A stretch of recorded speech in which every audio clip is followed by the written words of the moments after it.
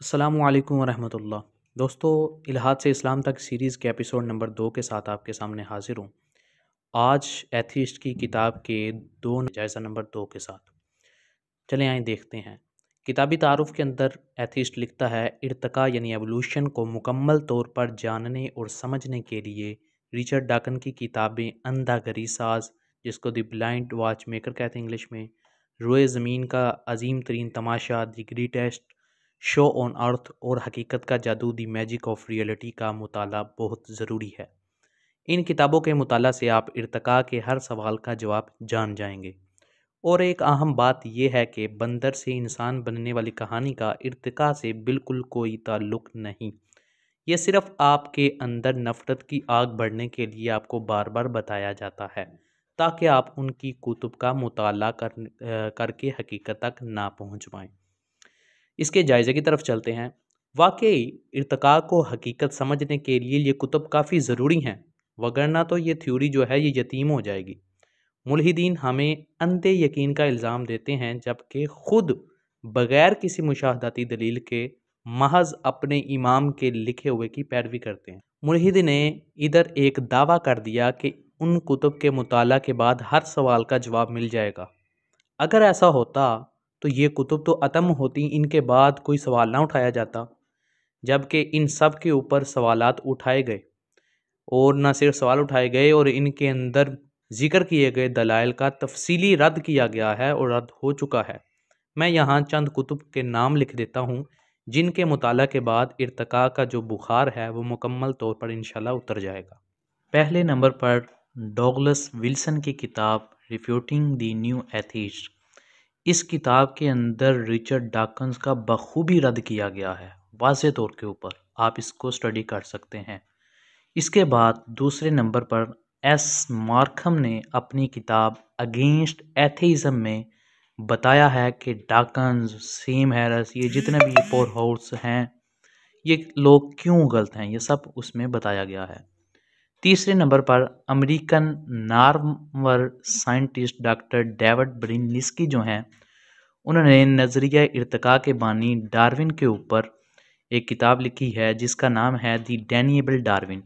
ये किताब इतनी मुस्तनद और मोतबर है कि इस किताब को स्टडी करने के बाद कसीर तादाद में जो एवोल्यूशन को मानने वाले, जो इसके हामी थे, उन्होंने एवोल्यूशन की आइडियोलॉजी को तर्क कर दिया, मुकम्मल तौर पर छोड़ दिया।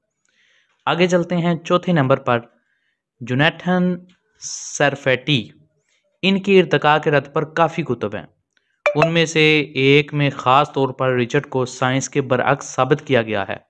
उस किताब का नाम है the greatest hocus on earth और इसके ऊपर जो मेन हेडिंग दी गई है वो कुछ इस तरह से है, वो आप देख सकते हैं, रिफ्यूटिंग डॉकिन्स ऑन एवोल्यूशन।